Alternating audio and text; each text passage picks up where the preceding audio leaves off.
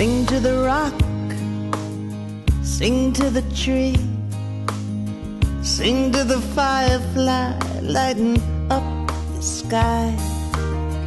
Sing, sing to the sea.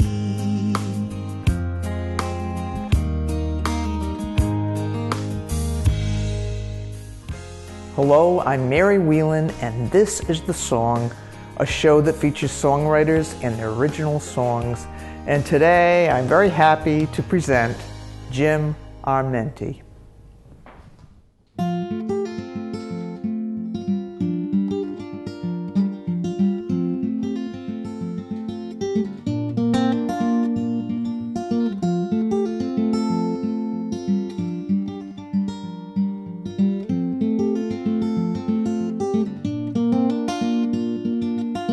What use is a word that don't mean what it says? Like a storybook sunset, it's better off read. How far is a memory? How long is a blues? Which way is a road in the wrong pair of shoes?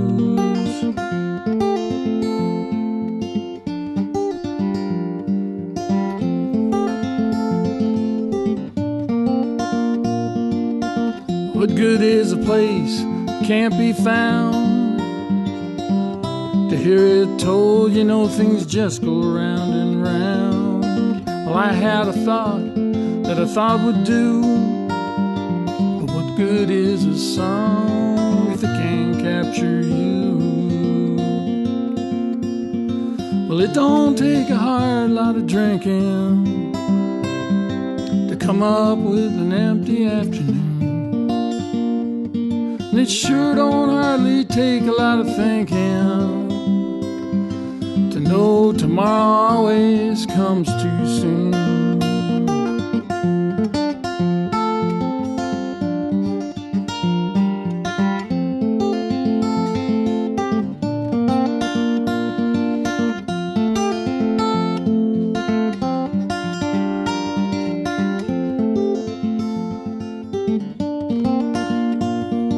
Wandering around the meadow, big star on the fade, red wing calling in the night, or morning like a day. Standing on the platform, last train slipping by, got 1 foot on the tiles, I got 1 foot on the line. Well, I never asked the sun to pay attention, that star kept the shadow at my side. And I never got the wind to change direction, but then again, I maybe didn't try. Now, how far is a memory? How long is a blues? Which way is a road in a tired pair of shoes? I had a wish, now I wish I knew. Good is a song if it can't capture you?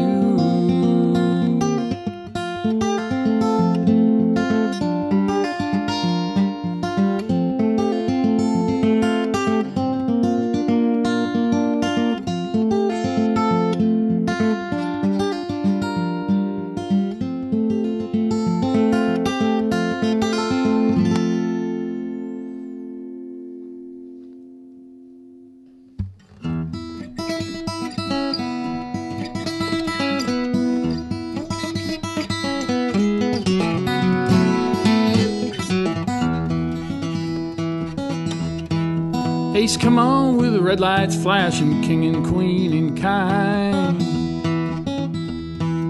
Big X sparkling in my hand, but not the jack of diamonds. And I did not draw the sad-eyed prince, a card I could not find.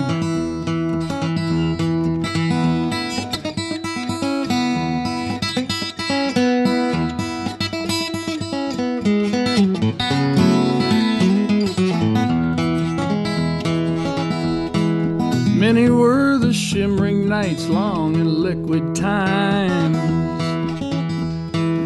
Many came with gifted smiles, but not the jack of diamonds. And I never saw the sad-eyed prince, a card I could not find.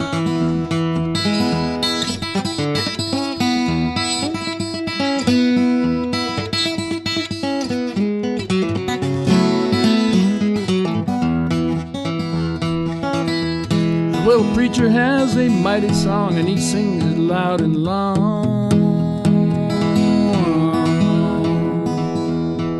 Draw your hand from the spirit land, but leave the jack of diamonds. Well, you will not need that sad-eyed prince, a card you leave behind.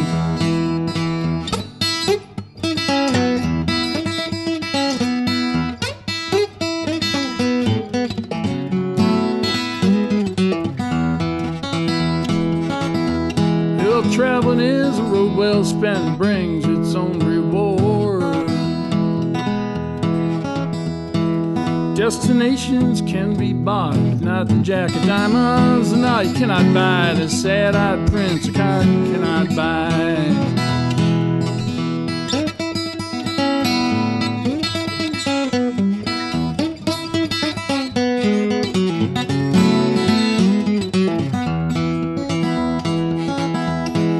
I've held a bowl of laughter, singing walls and rafters. And I've held the queen of hearts, but not the jack of diamonds. And I never held the sad-eyed prince, a card I left behind.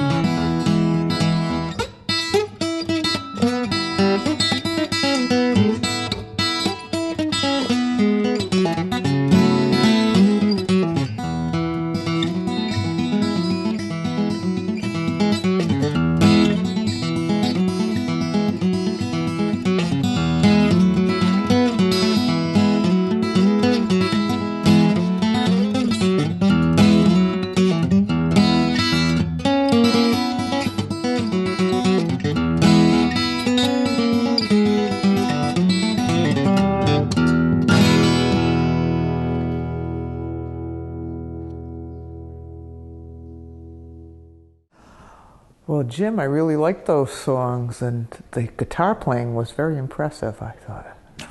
Thank you. Thank you very much. Yeah, I really enjoyed Do it. the best I can. Yeah. Now, I know you perform solo. You're also part of a duo called the Lonesome Brothers. Yeah, with Ray Mason. Yeah. But you have 3 solo CDs. I do now, yes. Yeah. I have one that was a library project for a fundraiser back in 2007 for my town, West Hampton. We have a beautiful new library. And the Lonesome Brothers, which is also a trio. We have a drummer, Keith Levereau. Yeah. And after we got the library, they started putting on shows in the back field that came with the library, and so we played there in the summer. So that CD was 10 songs about community projects and libraries and books, and became a fundraiser for that project. And then I made a second solo CD of original songs where I played a bunch of instruments on it. And this one, I only played this guitar and sang, and I didn't edit anything. So. Yeah, and when you say this one, you're talking about the new one, The Poetry of Longing. The Poetry of Longing. And I'm going to open it up, the whole front and back cover here, so people can see, because you did the drawing on it. I did that, with my and I think Japanese it's really cool. Brush or whatever they're called. And what's it called? I think it was this Japanese ink drawing. I don't know anything about it. I just in my mind I had seen it, and so I went down to the art supply store and I got these. There's various size brushes and different color inks. It's I don't know anything else about it really. I spent $30 on brushes and ink and started drawing. Well, it came out really cool. I thought, Thank you. I like the way it came out. It was what I had in my head. So. Yeah. Now, this new CD came out in April, right? That's right. April 19th this year, 2016. Yeah. And you want to talk some about what it's like and how it might compare to other CDs you did? Well, aesthetically, it seems like more of a body of work, one body of work, both in the text of the songs, the way the songs are, and the presentation, which is just the way I'm playing here, which is live, even though each one of those is that the single version you hear there is probably represented by 200 plus takes of me trying to do it, well enough to put on the CD. But then when I got a good take, then that's what's on the CD. So there's no edits, front or back, or any of that kind of thing. So that's not a modern idea. It's a very old idea. It's a pre-1960 idea.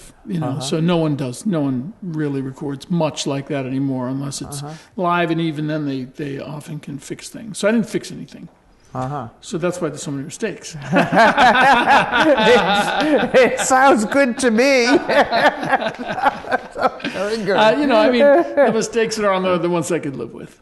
So even though, for example, one of them, and so I have to say, when you do, and I recorded by myself in my studio, and the regular job of recording, you see, we have nice people here helping us out and everything, and. So there's usually an artist, someone playing. There's an engineer who's making sure everything sounds okay, and there's a producer who's got the big picture in mind and can help you and say, "Hey Jim, why don't you try that again a little slower this time?" Stuff like that. Well, so when I'm all three guys, at least one of those guys is not good.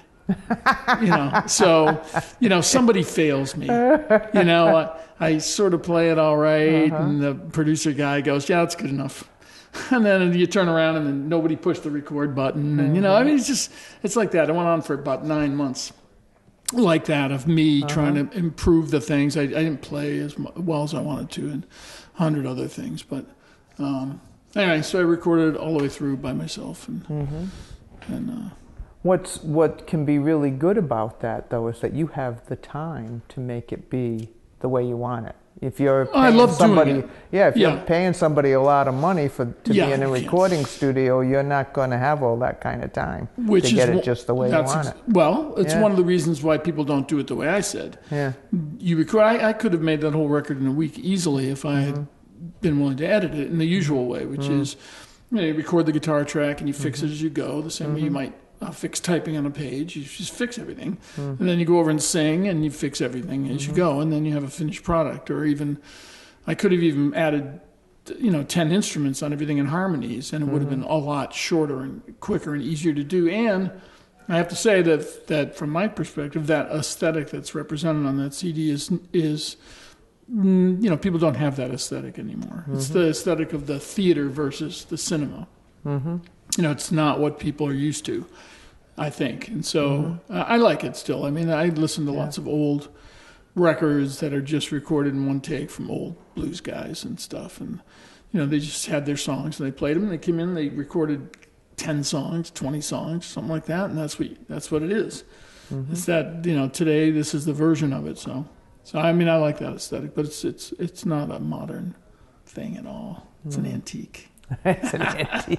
Well, it's a very good sounding antique. Oh, thanks. Yeah, it's an antique. It's 2 months old. So now, when did you first start writing songs? Let me say, I'm probably 40 years ago. Not good ones, but songs would occur to me back then. I mean, I didn't know anything about it, but I wrote songs in the 70s in bands that I was in. And then through the 80s, I wrote with a friend of mine that I met in the 5th grade. We wrote a lot of songs, mostly goofy songs, but it was really fun. It was very much fun to collaborate with him, and we did that for probably 25 years, off and on, as well as he lived somewhere else, so I would write my own songs, but when I wrote with him, we would write a certain kind of song, and since then I have not collaborated much. There's one collaborative thing on that record. Where someone else wrote the lyrics. Yes, which is, yeah. Actually, and it was not because I sought a collaborator, really. One of the years when we were making a Lonesome Brothers CD, a long time ago, like 13 years ago, maybe, I tried a new way of writing songs, which is I wrote chord names in a book in a blocky way, like 4 bars and 8 bars, chunks that might turn into music. E goes to A, goes to stuff that would work, right? Yeah. And I did 6 different ones. I didn't play any of them. I did a verse and a chorus. Sometimes I made a bridge or something, but just in terms of chords. And then I would strum those chords with some groove that made sense to me until it sounded kind of cool, and then I would record those things. And then I would mumble over the way Paul McCartney does, like that, and you would have this melody with these syllables, right? And so I had 6 of them, and they seemed okay, and I thought I could write lyrics to them, and I couldn't write even the first lyric to any of them at all, ever. Oh. And so then I had them, and I would play them for people, and I'd go, yeah, I did this, and they'd go, oh, I like that one. I go, here, it's yours, take it. You write some words. And I probably handed it out 5 different times, and no one wrote any lyrics either. This woman, Lynn Bertrand, who is off again, on again, guitar playing student of mine sometimes, and friend, and she works at Signature Sounds in the parlor room. And I told her that story. And she goes, and she's a writer, and she said, that's ridiculous. Send me one. Or send them to me, she says. And I said, I'll send you one. And I send her one, and she sends back some pretty good lyrics. And I said, well, fix this. And she was also willing to edit her stuff and work on it and everything. And she ended up doing 4 of them. Wow. Good. Yeah. And that was 11 years, I think, after I wrote the chords down on a piece of paper. But yeah. But finally you had some lyrics together. Yeah, I had some lyrics. And she knows my songs, so she knows how I write and what I write about and the images I generally use, and she sort of made it go that way. So actually, I could do that song. I wasn't thinking of doing that song, but maybe I will. Maybe I think I will. Yeah. That sounds good.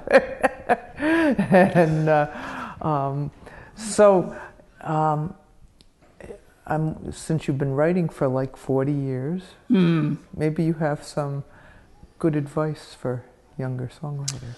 The main advice I give out, I can't say that the way I write is not, I don't write with a schedule. I don't know how I write a song. I mean, I sort of do, but I don't have a pattern. I don't realize when some of my songs are like some of my other songs, because they all seem really independent and new to me. And I juggle the music and the words and the chords. Usually I juggled them. That's why I couldn't write any lyrics to that thing. It was there I had a done groove, a form, and a melody, and where syllables went, and I couldn't write any of the words. Yeah. So I don't really. I mean, I suppose I could have, but somehow tone of the music is very important for me to be with the lyric. However, that's going to work out, But tone is very important.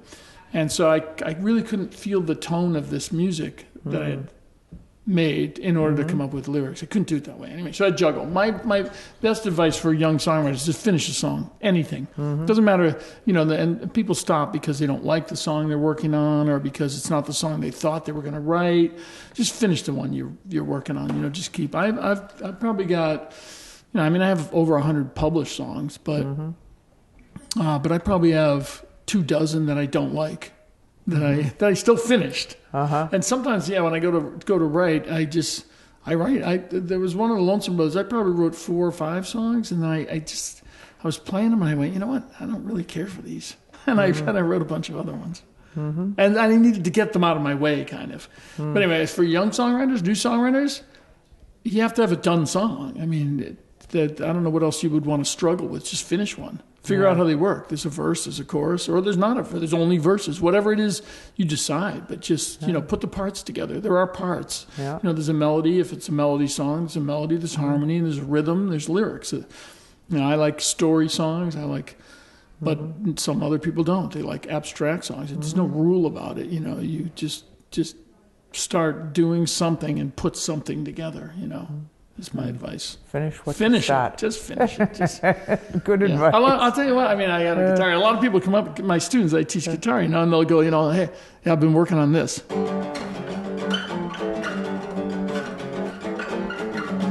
And I go, okay. You gonna make a song out of it? And they look at me like, well, that's the song. Well, no, that's some chords. That's just some chords. Where's the melody? Where are the lyrics? Where it's not a song. It's just parts that you might turn into a song, and so they need to keep going. And I appreciate that they have found some bit of music that makes sense to them. That's good. Yeah. If you want to write a song, just sing along with it, and then sing along some words with it, and maybe you'll get a song out of it. So now I want to make sure people know what your online presence is, where they can find. Online presence, don't I? Yeah, you're online. No. But you have. So, how would people find out more about you and your music? And I have a website. And if you teach guitar too, how are they going to find out? about your Okay. guitar I mean, lessons? I have a website which I think is working good. It's called jimarmenti.net, which I try to keep up with. So it shows the shows I'm doing, and it connects to a Bandcamp, which has all of these songs on it, all 3 CDs, and they're also at CD Baby and Amazon.com and iTunes and those kind of places. Great. But dates where I'm playing shows are I'm posting those on there, jimarmenti.net. And there's another one on Facebook, which is connected to. That's just Jim Armenti solo alone. Okay. Yeah, it's just a little built-in redundancy. There's those things, and I teach. I've been teaching at Downtown Sounds for 37 years, I think. Wow. So we just had our 40th. The store celebrated its 40th anniversary Sunday, and 5 or 6 bands and individuals played. People who work at the store teach at the store. So the Lonesome Brothers played. There's Keith Levereau, the drummer in the Lonesome Brothers. He also teaches there. Oh, great. And yeah. Okay, well, I know you have some more songs to play today. I do, and you reminded me of one, so Yeah. I'll try to play that one. All right. Looking forward to it.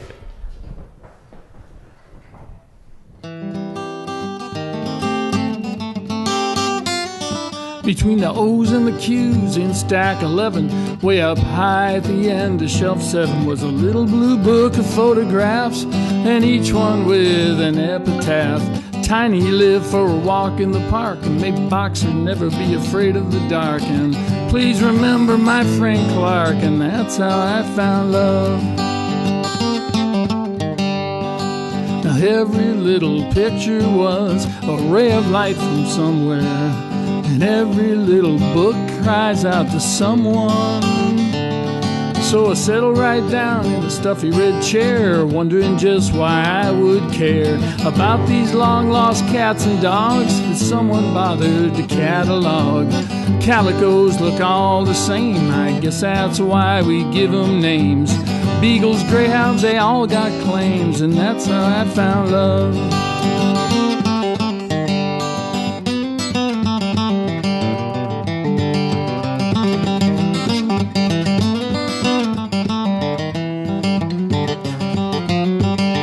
Bless this silly Pekingese, and happy sure like cheddar cheese, and many, many more like these, and that's how I found love. Hours later, or so it seems, I turned the final pages, and there I saw this picture and these phrases. It was an old black cat with just 3 legs. Merlin was with his sad lead, and on the opposite page it said, that's how I found love. And it said, this cat found me all alone, and this cat never judged my soul, and this cat found a life with me, and that's how I found love. Well, that's how I found love. That's how I found love.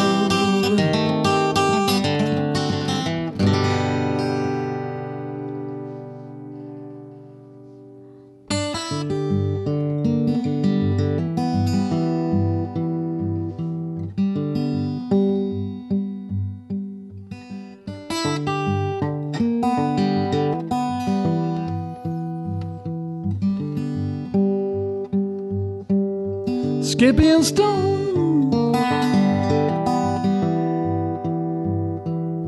Skippy and Stone, how it flies. Skippy and Stone, how it flies on the water.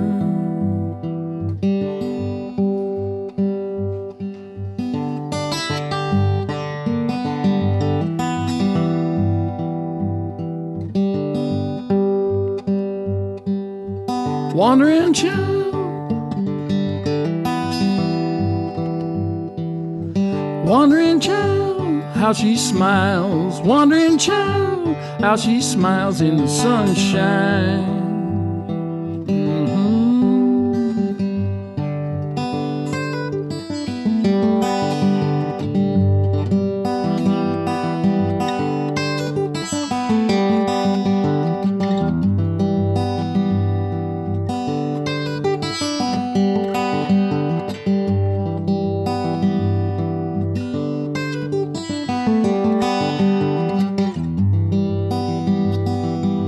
Beating heart,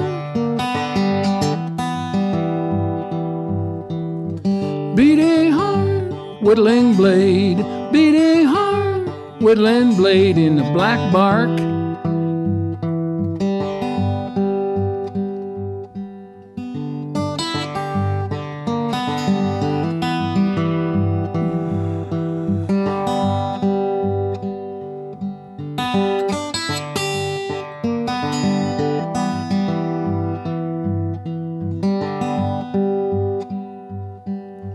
Lovers laugh, lovers laugh, don't it sing? Lovers laugh, don't it sing like a fountain?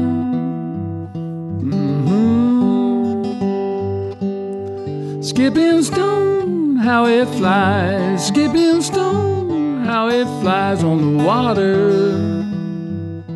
on the water.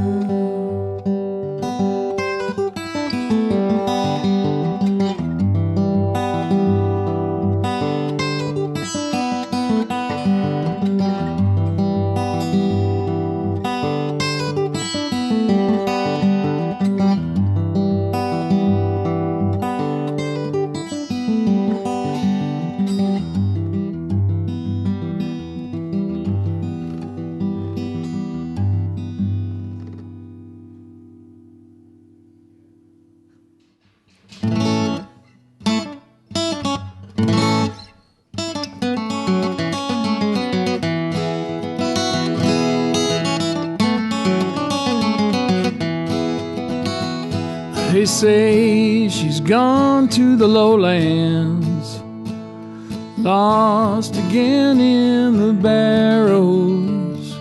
Somewhere she is wandering all alone, can't remember home.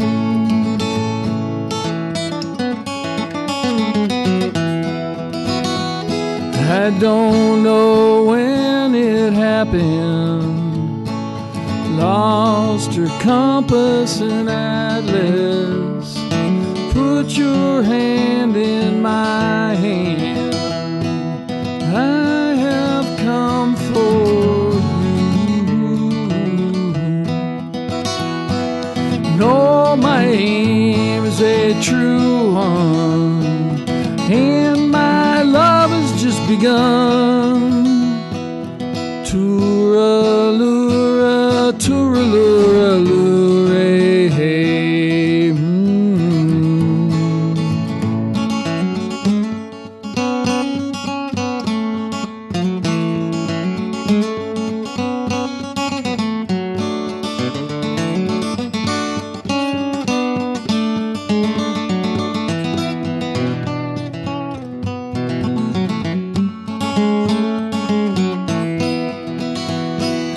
Oh, my aim is a true one, and my love has just begun.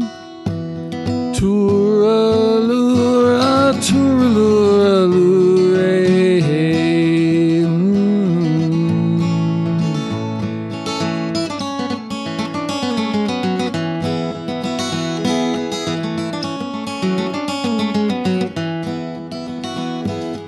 I will walk the footpaths, I will ride the ferries, hijack any ship on any sea, and always come for you.